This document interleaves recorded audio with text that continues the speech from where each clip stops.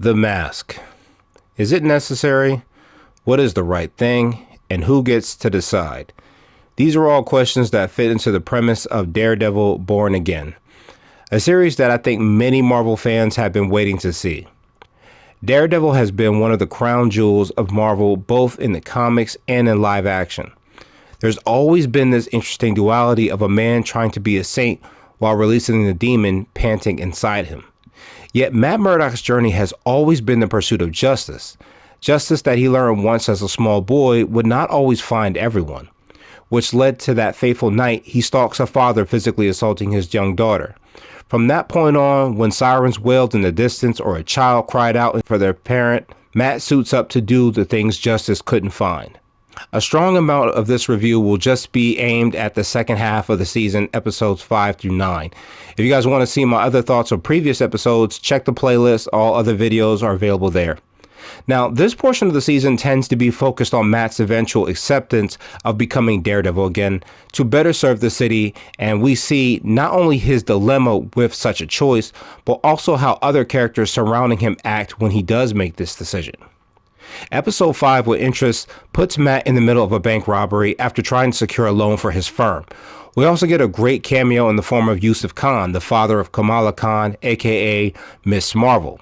I like how the show gives us the understanding of not only Kamala's whereabouts, but Matt's overall knowledge of Miss Marvel is missing. By this time, the hero has a toy in her likeness. Murdock's natural need to be a hero shines in a multitude of sacrifices he makes, even willing to remain as a hostage to keep a married couple together. He manages to use his blindness as a mental crutch against the robbers and help Yusuf stop them. He also manages to be very cunning by tricking the head of the crew, falsifying the diamond to return it later. I also want to say this show did an awesome job of making us like the antagonist of this show, at least just for this episode. The robbers had some depth to them, indicating a strong sense of uncertainty, while at the same time a menacing presence that told you they could kill these people if need be. The fight scene between Matt and the lead bank robber is pretty intense, as you see Matt is embracing his true self once again, especially with that knee break. Damn. The only problem I had with this episode, guys, is that we don't really do much with the overall plot of that bank robbery. It seems like this stone that was highly important, there's nothing really done with it after the episode comes to an end. And I kind of felt like that was a waste, like it was just a filler episode. I do believe this is one of the episodes that the original crew was working on before Feige came and made all his changes and the original Netflix crew came back to change the series. By episode 6, Excessive Force, we actually get to meet the series' main antagonist in the form of Muse. This character is as unsettling as he is in the comics. Far as we've seen, no supernatural abilities, but he manages to kidnap the young Angela Ayala, who desperately wants to continue her uncle's work. It really gives the audience that sense that she steps away from embracing that white tiger persona. Matt initially struggles with involvement. I like how we get a nice prayer scene in the beginning of the episode of him holding Foggy's pictures. You can kind of see that he's trying to hold on to the idea as to why he shouldn't be Daredevil again, but as we've seen throughout the series, that fight is starting to fail fast. Matt springs into action to save Angela.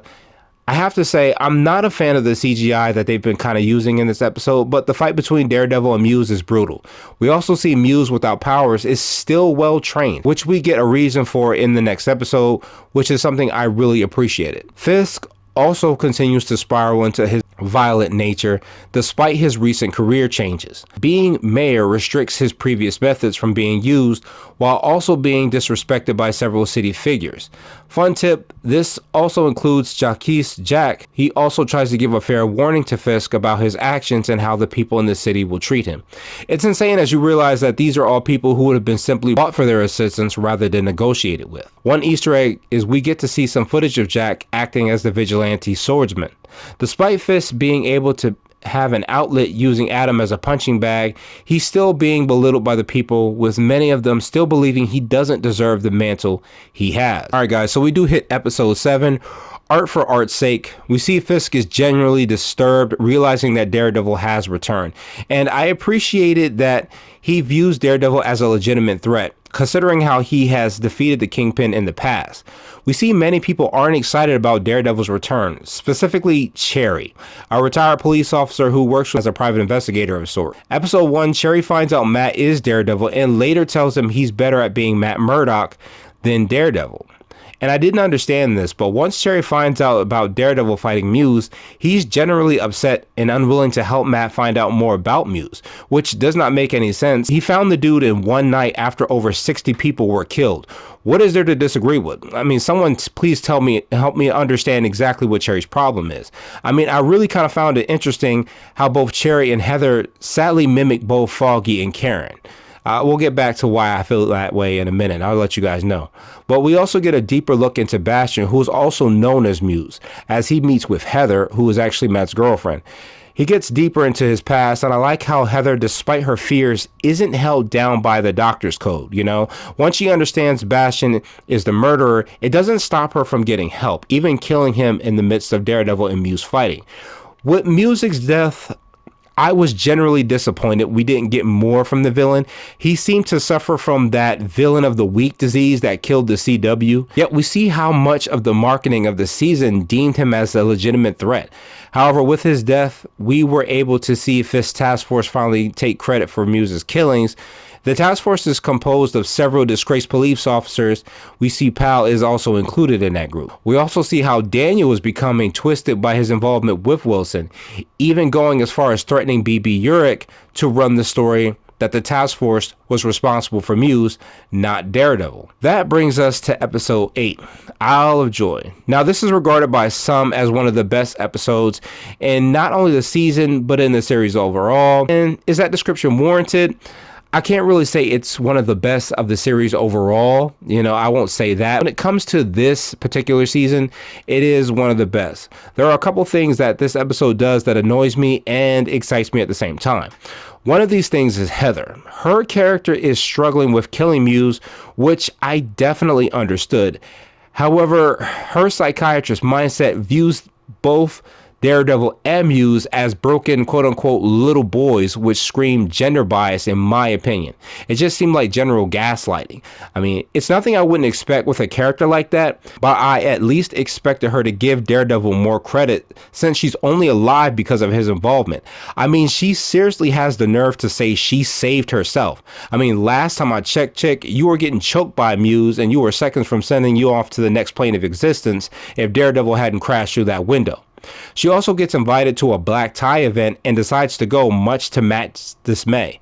I was lost at the idea of knowing whether she understood Matt's involvement in Wilson going to jail in the first season. I mean, was that just somehow something she never heard about? I mean, you think that if someone was going to date somebody, they would kind of do a little bit of a history research, especially a psychiatrist. I mean, I think that would have been something that's normal. I just thought that was pointed out right away as a major clue as to her questioning Matt's anger towards Fisk. We also see Vanessa witness Adam's fate. This was top acting, especially from Vincent D'Onofrio, who sells a great scene showing his vulnerability about Adam's life, makes it hard for him to live. Vanessa, loving Fisk, decides to kill Adam herself, which is something I saw coming, but you definitely see the twisted part of their relationship. Speaking of twisted, Poindexter asked to meet with Matt by name as he's been moved from protective custody to Gen Pop, courtesy of Mayor Fisk. Funny, right? This request is interesting as Matt, after visiting Josie's, realizes that Foggy's assassination wasn't planned by Bullseye, but used as a tool. Poindexter frees himself after Matt gives that table a face to remember. I mean, it's crazy seeing what that man can do with a loose tooth. At the black tie event, we get a good look at seeing how Fisk's corruption begins affecting all the major players of the city. It's also confirmed Jack's identity as the swordsman, although Fisk uses this to coerce him. Matt does appear at the event and begins to realize that it was instead Vanessa who paid Bullseye to kill Foggy. Vanessa has become a full-on monster after the death of Ray Nadeem in Season 3, and here we see that monster fully realized. Not just Adam's murder, but also her involvement since the season began. I really enjoy how we get this constant shroud of blue screen at every moment we meet Poindexter. It's become his series signature at this point, especially when he's zeroing in on a target. He also tries to kill Wilson, but Matt manages to take the bullet for him, which I like. This kind of takes the reference from Poindexter's comments about that's what good men do. protect their enemies, which I thought was really weird. I think this is also because Matt realizes at this moment Fisk is not responsible. Also enjoyed that the idea that Matt hesitates in the thought of saving Fisk. You can kind of see at this quick moment where he's not exactly sure if he wants to do that. Now, the season finale would explain Vanessa using Bullseye to kill Foggy and his client, as this would expose her illegal actions. We also see Wilson knew about Vanessa hiring Poindexter. Despite Matt saving his life, Wilson, after sending out the Punisher cops to close off the city, sends Buck to kill Matt. Of course, that doesn't work in his favor as Matt slips away when Wilson has the city power shut down. Matt does return home, and he does find a shaven and fresh haircut Frank Castle, who got a call to watch over Red. The Punisher cops enter the building and are met by both Daredevil and the actual Punisher. Frank Castle, as we see, is just as vicious as he's always been. And it's great to see these two working together. It's also great seeing their ideologies clash again. We also learn the identity of Hector Ayala's killer, Cole North, who was actually one of the Punisher cops we meet in the previous episode. I'm not certain whether he's dead or not, especially since a grenade destroys the building, but I like the idea of just seeing both Matt and Punisher kind of go over whether his life is worth death or not. We also see Karen does return, as she was the one who actually contacted Frank. Frank chooses to run alone, and we see Matt and Karen look into Foggy's files, and it turns out the late Nelson had stumbled on to the Red Hook location was a port not controlled by the city or the country, meaning anything, and I mean anything illegal could happen there with no consequences. I like that they at least give Foggy's death more reasoning other than Bullseye's vendetta from season 3. That just works better. It gives a little bit more of an understanding of what caused him to die. I just didn't like the idea that maybe Bullseye just wanted payback. I mean, that would be a nice pickup from season 3, but it just seemed like it wasn't enough. But this kind of gives it a little bit more understanding. Frank, being him, decides to take a run at the Punisher cops in a satisfying fight scene, but he's ultimately captured. And one thing I do love about Punisher, man, no gender bias. He's an equal opportunity Punisher. It doesn't matter if there's a woman there or not. He gives everyone the same punishment. At the same time, we witness Wilson killing Gallo as he's been outed by Sheila, who he tried to help coerce her into going against Fisk. That Skull Crusher was vicious and definitely did Fisk a service of looking less like a pushover from series like Hawkeye and Echo. Karen encourages Matt to make a new team, and although it's not the superhero defenders team, but a community of officers who still care about the city, including Cherry and Angie Kim. I like how the series begins and ends in Josie's as well. We also get a post-credit scene that shows Frank escaping from the prison Fisk has multiple people in, including Jack.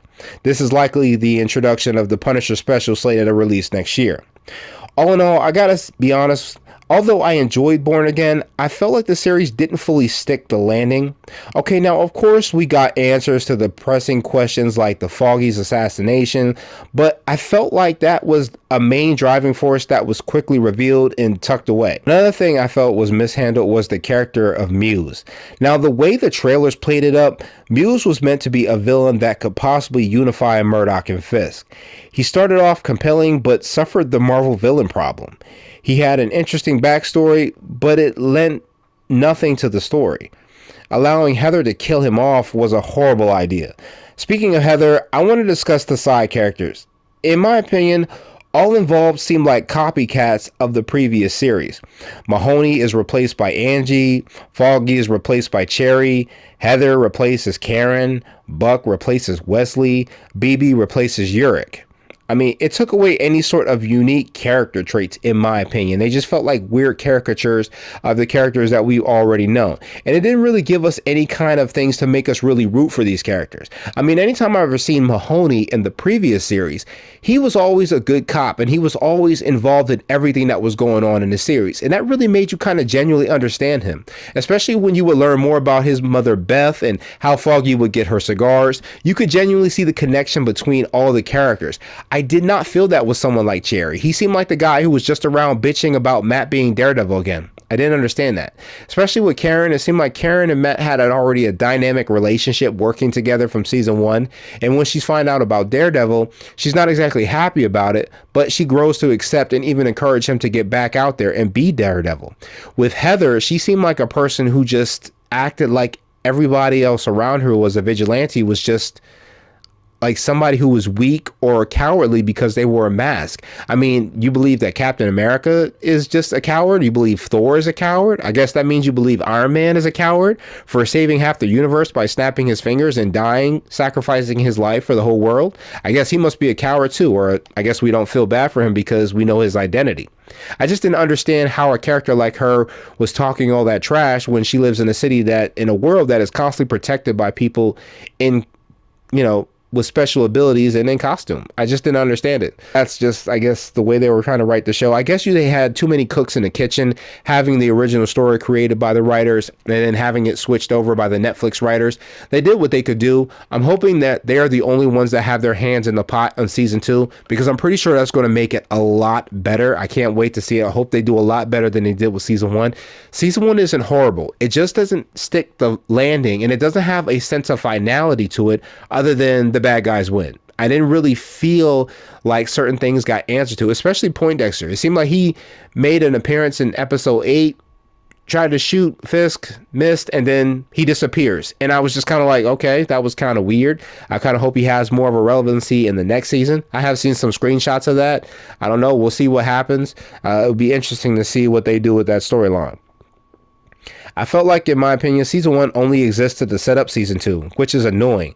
But I will admit it's been a better series than some recent things Marvel has done. All right, guys, so that was my ideas on the last half of Daredevil Born Again. If you guys could go down in the comments, let me know what you guys thought overall over the series. What was your favorite part of this series overall? If you guys thought that it was worth it seeing Daredevil come back the way he did in this series, do you feel like the original crew of the original plot kind of ruined it for the people in Netflix? Do you feel like the people in Netflix made it better from what it could be? I mean, it seemed like because they had to cut the series down to 9 episodes, it seemed like a big chunk of it was taken out, especially when you look at episodes like episode 5. It felt like that maybe that story from the stone was supposed to go somewhere and then it never did. They just kind of used it as kind of like a filler because it could be open-ended. It didn't matter if it meant anything or not. But let me know what you guys thought about the series. Let me know what you guys thought about the new characters. Let me know if you guys think the old characters from Netflix should come back. And I will catch you guys in the next one.